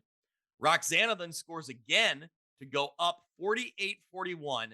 And then in the final minute, St. Joe Ogden marches 78 yards in 6 plays to score a touchdown to make it 48-47. They gamble. They go for 2 on the road. The pass falls just short. So it's Roxana surviving. Their undefeated season continues. They move on to the quarterfinals. That was a wild game. And Mitch, did you see the uniform matchup on this one? I got to send you this picture. I did not see it.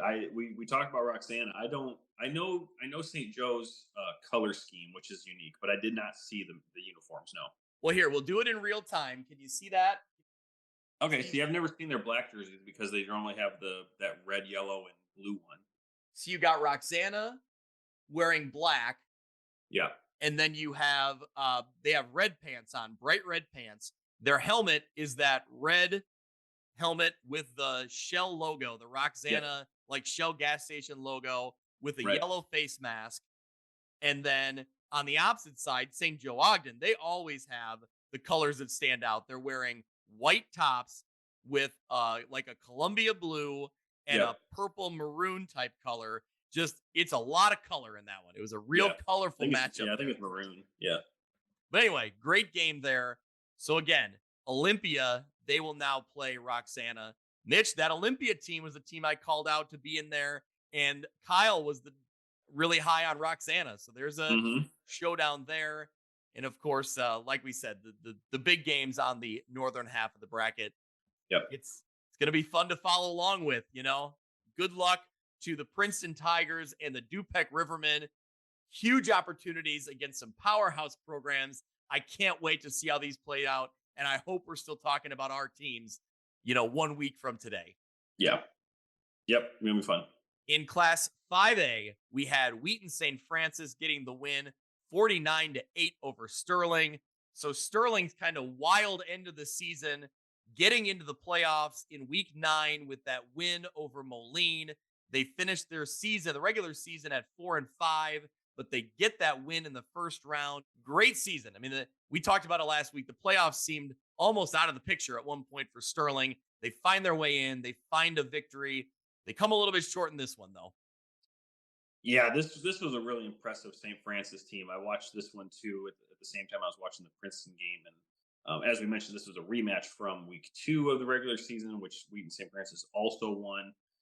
But boy, I'll be following the 5A bracket, 1, because Nazareth is still around, but 2, because I've just been really impressed with how St. Francis operates. We talked about their quarterback, Alessio. Now, the Sterling broadcast was pronouncing it Miljovac, which I kept saying Miljojevic. So, Okay. I don't know. Doesn't matter. Um, However Ging pronounced it, I trust him. Yeah, so Miljovac. Over 300 yards. He had 5 total touchdowns. He was throwing them to all of their weapons. Don Breris, who is, I think, getting recruited as a linebacker, he also plays on offense. He had a couple of touchdowns, too. They forced 5 turnovers on Sterling, so just never, really let Sterling get going ever. But yeah, as you mentioned, it's a sour ending to a really a fun season, really, to watch Sterling get into the playoffs, like you mentioned, play the top seed, destroy the top seed before falling to St. Francis. So, yeah, another incredible way for Sterling, incredible season for Sterling. I don't remember what number playoff appearance this was, but it's like 23rd straight or something. So, yeah, great year for them. Tough loss here. Yep. So interesting to note that Wheaton St. Francis will now go up against, they will host Chicago Morgan Park. So we talked a lot about the Chicago Public League struggling in the postseason. Morgan Park got the win over Sycamore 27-21. I'll be honest, that game surprised me. Sycamore's a great program. And we talked about the struggles that the CPL teams have had. And Morgan Park gets the job done. So they have a huge opportunity here in the state quarters. I know nothing about them. Again, I was just really impressed with Wheaton St. Francis. So, yeah, I'll be interested to see how that game shakes out for sure. Yep. All right. Should we move into Class 7A? We got one big game left here to cover in the 11-man division. Do you want to talk about 5A really quick? Sure. Do you want to talk about 5A? Oh, yeah. Just because you're Nazareth Academy. My Nazareth Academy? Well, you had called them out that they were a team to watch. Okay, yeah. The playoffs as one of those 4 and 5 teams. Sure, absolutely, yeah. Yeah, now they come in, 6-5. Right, they come in, they beat Prairie Ridge, they win that game. That was a 15-2 matchup. They come back, they destroy Glenbard South 42-0. So now here again, you have a 6-5 team that came in at 4 and 5 into the quarterfinals. So cool to see. Good story there for Nazareth. They'll play Mundelein Carmel. They'll play the winner of that St. Francis Morgan Park game. Morris had a very good win over Sacred Heart Griffin this week, 39-36. Yeah. They'll play Joliet Catholic. Maybe the only team with a higher pedigree than the team we're about to talk about in Quincy's matchup. So Morris and JCA, that'll be an awesome matchup. And you got Highland and Providence Catholic there in 5A. So yeah, 5A has a lot of good teams remaining. I'm glad you paused to talk about Class 5A in the bracket here, because I wanted to mention, to me, Morris versus Joliet Catholic is one of the all-time playoff matchups. I want to see these two play every year. And Morris Sacred Heart Griffin is a great well, yeah, matchup. And that's a good one too. I think I default to Morris Joliet Catholic because growing up in Ottawa, in the 90s when Morris was really good, they were a powerhouse program. And there were a couple years where Morris and Joliet Catholic met in some huge epic playoff games. Was it like Johnny Durgo? Was that the kid's name? And he was just like a beast from Morris? I don't know. What was were those the two teams that were playing in the state championship the last time that it was in Bloomington? There's that old picture. I thought it was JCA at least. I don't remember. But yeah, you mentioned Morris was on a tear back in those years. They're undefeated in the top seed here, going up against JCA, who's 8-3, but just destroying people here in the playoffs. So Durgo was the running back from Morris in 2005. So that was after those 90s matchups. But just a quick Google search, I remember that name from Morris. He was just a dominant. He was Edgy Tim's offensive player of the year in 2005. So there you go. That's a quick Google search away. That's high praise. So, but anyway, that always to me is an epic matchup. So, all right, in Class 7A, the Quincy Blue Devils got the win 33-14 over Wheaton North. So the Blue Devils advance to the quarterfinals for the first time in school history, a come from behind win here in the second round.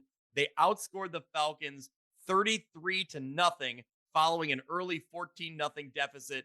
So congratulations to Quincy. They're in the state quarterfinals. They've been playing football for a long time in Quincy, and they've never been this far. This is exciting. Yeah.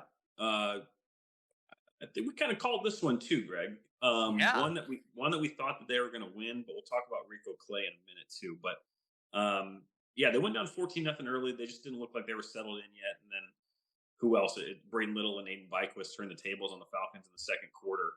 Pair of touchdown plays between the two of them, including an 86-yarder. Brought that to within 14-12 at the break. They would finally get their first lead with 1:39 left in the third quarter on a Dreas Rice 2-yard run.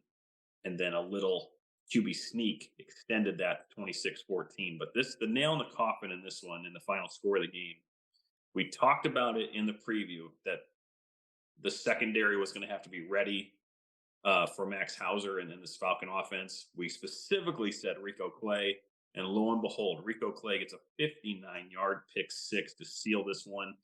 Again, 33-14, as you mentioned.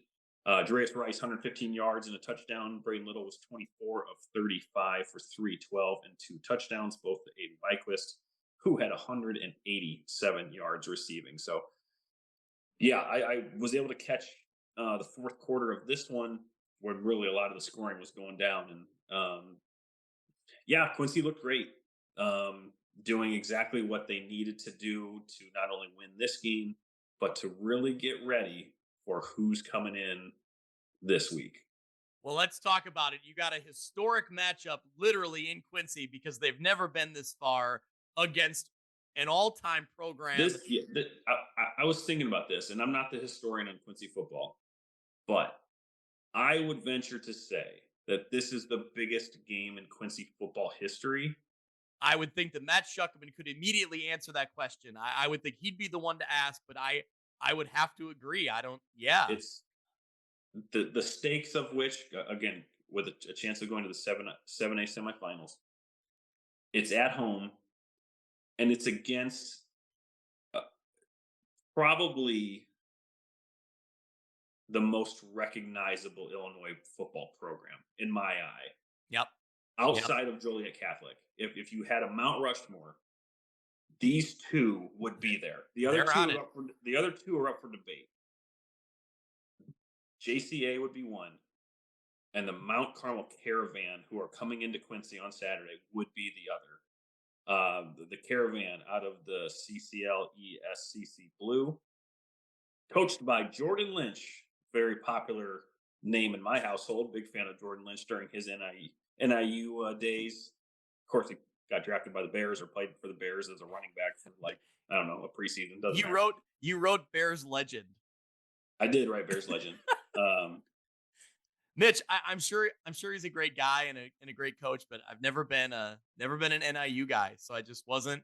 I went to a lot of DeKalb games, and when I say a lot, like 4.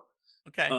But I saw him once or twice while he was at NIU, so just a fun player to watch. That was when NIU went to the Orange Bowl, but he's the coach there now. All right, I'll let you have it, but it's just I was never an NIU guy, never followed That's along. Right. Yeah, so all right. You didn't go through the Michael the Burner Turner years where he was a Heisman candidate and when they beat Alabama. I mean, those were the days. Anyway, this is the 38th appearance for the Caravan, 6th consecutive. Greg, they are 14-time state champions and the defending 7A champions. Yeah. Looking that's the historical. Now looking at this year, they are the number 2 overall in Michael O'Brien's of the Chicago Sun-Times Super 25. They are number 2 in the state of Illinois on Max Preps, and they are number 3 in the same sort of state rankings for Friday Night Drive. They're only lost this year to 8A number 1 Loyola Academy, which is in week 9 by 2 points. 7 of their 9 regular season opponents all went to the playoffs. And this is just a team where anywhere you turn, you're going to see talent who is probably going to play at the next level. Possibly even a very big school. D1 commits, D1 interest all over the field here. Their quarterback, Jack Elliott. He's a junior. Really looking forward to this matchup because I think it's two of the best junior quarterbacks in the state going up against one another. Jack Elliott gets a lot of interest from D1 programs already. Very, very good. Very, very dynamic player. He's got a lot of weapons around him, just like Quincy does, and we'll get into that here. Darian Dupree is a 4-star running back. Seuss told us he's been maybe even more impressive as a pass catcher, just a versatile player for them. He was the conference MVP this year. Alonzo Manning is committed to Navy, so if you know anything about Navy's running a game, you know what kind of style he is. A massive O-line. On the defense, you've got guys like Parker Starks and Jamari Chaney. And again, we talked about this from the Dupec game. There's no way around it that this is the most talented team that Quincy will face. And again, potentially the biggest game in Quincy football history with the history of the Caravan and what they've been doing the past 2 years now, including this year, especially coming into town. Yeah, I do. You mentioned it real quick. I do want to give a quick shout to Steve Susi for providing us with a little, paragraph write-up on Mount Carmel, on the Caravan. We appreciate, appreciate his information and Friday Night Drive, all that they, put out there. They do a great weekly podcast now. They do it live.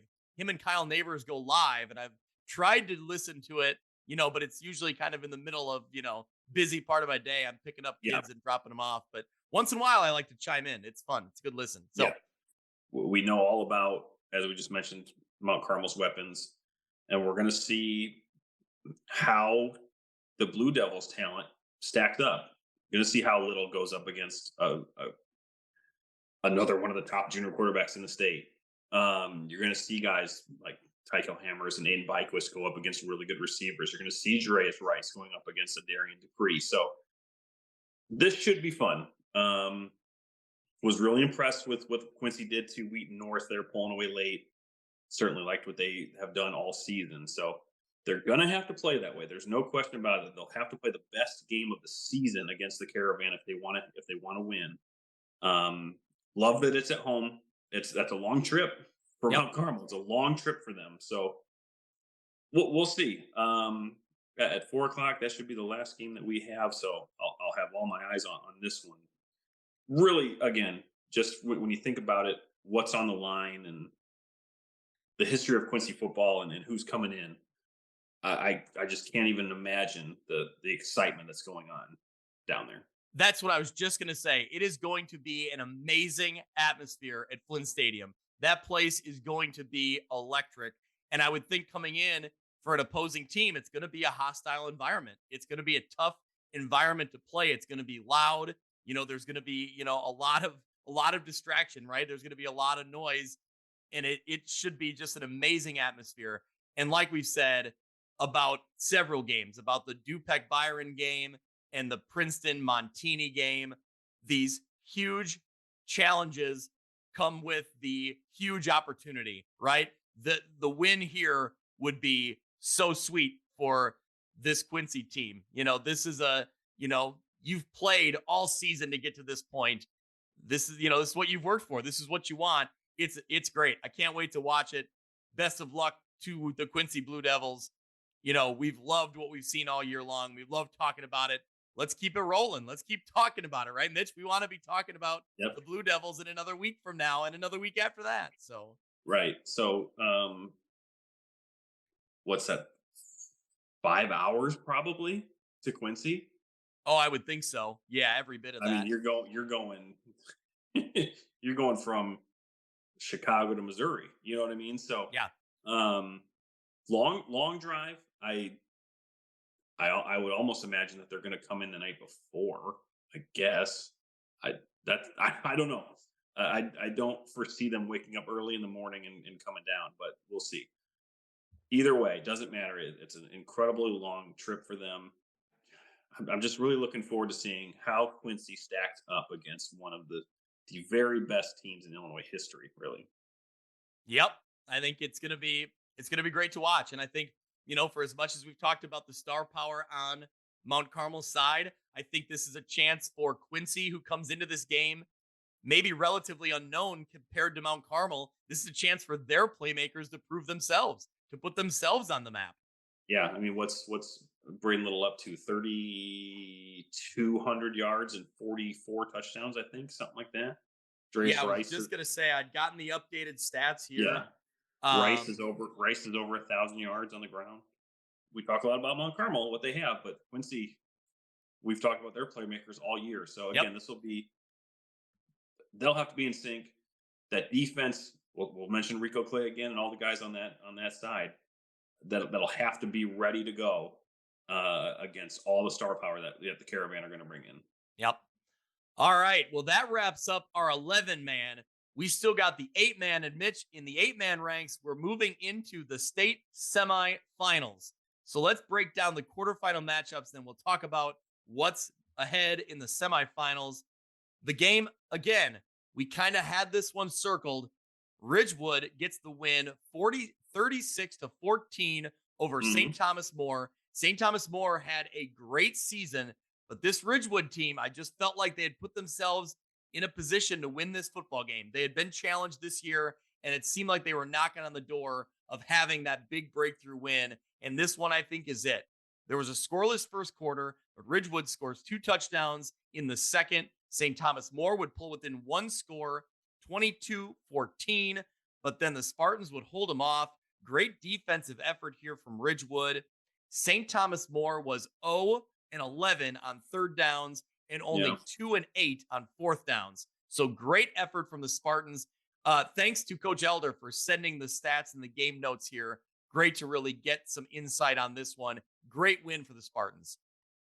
Yeah, I just personally, I always look at third down conversion as the key to how a team wins or loses. So yeah, if the defense, if Ridgewood's held them to 0-11, they are going to win a lot of games doing that against teams. So that's a tremendous effort. And like you mentioned, 2-8 on fourth down too. So you've got Roy Sandberg and Gavin Franks that led the defensive efforts there. Coach Elder really liked the way that their front four can control the line of scrimmage on the defensive side of the ball. Those are guys like Anderson, Beam, McKeague, Snook. And that's what you have to do against Peace Bumba and that. What are they, the Sabres? I believe they are the Sabres. You got it. That really good Sabre attack. So yeah, this is a great win. Yep. Offensively, Elder felt like it kind of took a while for them to get going, but I think, sometimes, Mitch, in those playoff games, we've seen it in several teams we've talked about. Slow starts, sometimes, in that environment, you kind of get caught up in it a little bit. Once they got settled in, though, he said he really liked what he saw here.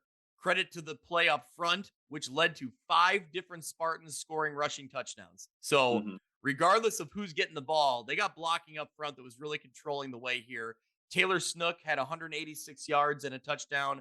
Sandberg had 173 and a touchdown. Gavin Franks, Preston Moriarty, and Luke Gully also scored. So, diversity in that offense, right? A lot of different variety they could go to, and they were getting the job done. This is a great win for this Ridgewood team.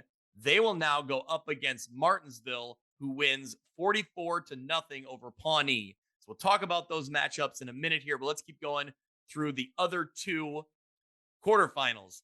Amboy got the 62-7 win over Flanagan Cornell Woodland. Flanagan Cornell Woodland would score first in this one. The Clippers would answer with an 80-yard touchdown pass from Eddie Jones to tight end Brennan Blaine on their first offensive snap. That would start a 62-point run for this Amboy Lamoille, Ohio co-op. So they run away with this one. Great win for Amboy. Not a surprise, really. I mean, this is what we kind of expected, even going back to the beginning of the season. Yeah, this is business as usual for the Clippers. Landon Welcho had 176 yards and 2 touchdowns. Eddie Jones finished with 3 passing touchdowns and a rushing TD as well. So it just they're playing like the Lena Winslow of 8-man this year. For sure, with these results. Yep, absolutely. Well, the win, the other game, and the win that maybe stood out above maybe all the rest. Yeah. How about Polo getting the win 28-8 over Milledgeville? Mitch, this was by seeding an upset and also based on results in the regular season. an Right. upset. Polo had lost in the regular season 58-22, but they bounce back. They get the win when it counts. Head coach Ted Alston said they were very disappointed, obviously, in that first effort, but that they continued to improve throughout the season. And man, they got the job done big time when it counted. Yeah. Was looking back because we talked a lot about Brock Toltel, not only this year, but in his career. He went over 5,000 career rushing yards in this one, Greg. And he did it all for the Marcos. He ran for a touchdown. He caught a touchdown pass, threw a touchdown pass, and intercepted a pass, which was in the end zone. Not a pick six, but intercepted a pass in the end zone. Altogether, finished with 239 yards on 27 carries. So, boy, again, you're over 5,000 career rushing yards here with Brock Soltow. Yep. Just a tremendous player. Means a lot to that team. And Marcos are moving on. So, Mitch, I read the recap from Friday Night Drive, and both Coach Alston and Soto credited the offensive line on this one. Actually, the line on both sides leading the way to be the difference in this matchup. The huge momentum swing in this one, late first half. It's a one-score game. Milledgeville drove down to the Polo 3-yard line, but the Marcos tackled Connor Johnson for a 1-yard loss on a 4th and goal from the 4. Polo then turns around and marches 95 yards in 5 minutes. They cap off the drive with a 15-yard touchdown from Meridian to Solto on a 4th down of their own. That gave Polo a 20-8 halftime lead. And I love this quote. So Solto says on that touchdown that assistant coach Matt Scholl came up to him and asked him if he wanted to throw it or catch it. And Solto said, "Let me catch it." So he went ahead and went and did it. So you love that. You love that versatility, that flexibility on offense, and just the ability to say, "Hey, which one do you want to do on this drive? Let's go get it done." And that trust in Carter Meridian to throw it. So they really got everything rolling there in Polo, and they're going to need that. They're going to need that sort of trust in one another going up in their semifinal matchup for sure. Mitch, forget your favorite hoodie in the fall. It's Polo season, right? It's the postseason. It's Polo season. Yeah, I see what you did there. That's right. But this Polo Marco team, man, they get the big wins this time of year. That's what they do. Yep. So here they are. Two-time 8-man champs. Is that right? Yes. Yep. And they find themselves in the state semifinals of 8-man football. It will be Amboy going on the road to Polo and Ridgewood going on the road to Martinsville. Now, I will say that on paper, both of these games, based on results from the regular season, kind of favor Amboy and Ridgewood. We'll get into it here. So, Martinsville, solid regular season at 7-2, but they lost in week 9 to St. Thomas More 20-14. Now, obviously, Ridgewood just got the win over St. Thomas More. Martinsville also lost to Amboy 60-8. And on the flip side, Ridgewood gave Amboy their best game of the season, only losing 48-42. Right. I think based on all those results, you got to say the Ridgewood Spartans are the favorite going into this game. Now, Coach Elder's got to take his team on the road. They got to stay focused. They got to get the job done. You know, it'll be a tough road test, but I think I like Ridgewood in this one. Yeah, Martinsville had, like you mentioned, had a really good year. But Ridgewood just has the momentum. It seems like. So when you can play great defensively against a good team like St. Thomas More, and hold them to no 3rd down conversions, or hold them to only 2 4th down conversions, and stop them at the line, that's really going to go well for you. So I think that'll kind of be the difference. I think their defense will get them this win as well over Martinsville. And then in that Amboy Polo matchup, boy, the way that Amboy's been playing, it's hard to see how they can slow them down. But if anybody is going to do it, maybe outside of Ridgewood, it would be this Polo team. The regular season would say not so much in that, especially because that was just a couple of weeks ago. But again, Polo riding some momentum here. We'll see if they can maybe keep it a little closer than the 46-point game it was in week 9. Yeah, I mean, it's hard to look past that result in week 9. Obviously, that was a blowout loss for Polo. But when you have that dynamic playmaker like Soto, in your backfield or, as a wide receiver or wherever you put him on the field, I think you keep yourself with a chance, So I think he would have to play the game of his life and the team around him, right? He credited his offensive line and obviously Meridian at quarterback. They got to play their best game here and find a way to slow down this Amboy defense. This Amboy offense. It'll be tough, but that's what, that's this time of year. And it's again, Mitch, it's Polo season that they get the job done this time of year. It'll be a tough test if they're going to get it done this week, but excited to see how this plays out. These teams are now 1 win away from heading to Monmouth for a state championship game in 8-man football. Yeah, weird that we'll be talking about a state championship next Friday, so or 2 Fridays, not next Friday, but anyway, you get what I'm saying. So yeah, as the 8-man winds down and 11-man's kind of starting to do the same, it's really starting to get real for a lot of these teams who have a shot to make it to either Bloomington Normal or to Monmouth for all what am I trying to say? For the big prize. for the state championship. That's right. All right, Mitch. Well, anything else before we wrap this one up? No, I don't think so. I was going to take a quick look because we didn't. Going back just to Quincy. Yep. If Quincy were to win, they would go on to the semifinals and play the winner of Hananiga, who has really looked good, and Batavia, who is always really good. So you get Mount Carmel coming in, but the path to getting to normal isn't much easier with either of those 2 teams coming in either. So on the northern part of 7A, you've got Normal Community going up against Glenbard East and Down Earth Grove North going up against Lincoln Way West. So again, you get into these bigger brackets, you really see some really good programs, but none bigger than Mount Carmel. I was going to say, I think if you get the job done against Mount Carmel, you'll take on anybody in the next round, right? You'll be riding high. You'll be ready to, jump into a semifinal matchup and you'll take on anybody at that point with a chance to go to a state championship game. So exciting times in Quincy, exciting times for a lot of teams around our area. Good luck to all of our local teams from the western side of the state. We'll be cheering you on, and we can't wait to talk about you next week. That'll do it for this week's episode of View from the West. Thank you so much for listening. I encourage you to go out to Apple Podcasts or Podbean and subscribe so you can follow along, and downloads will come automatically every week.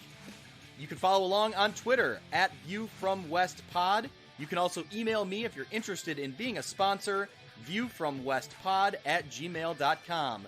Thanks so much. We'll see you next week.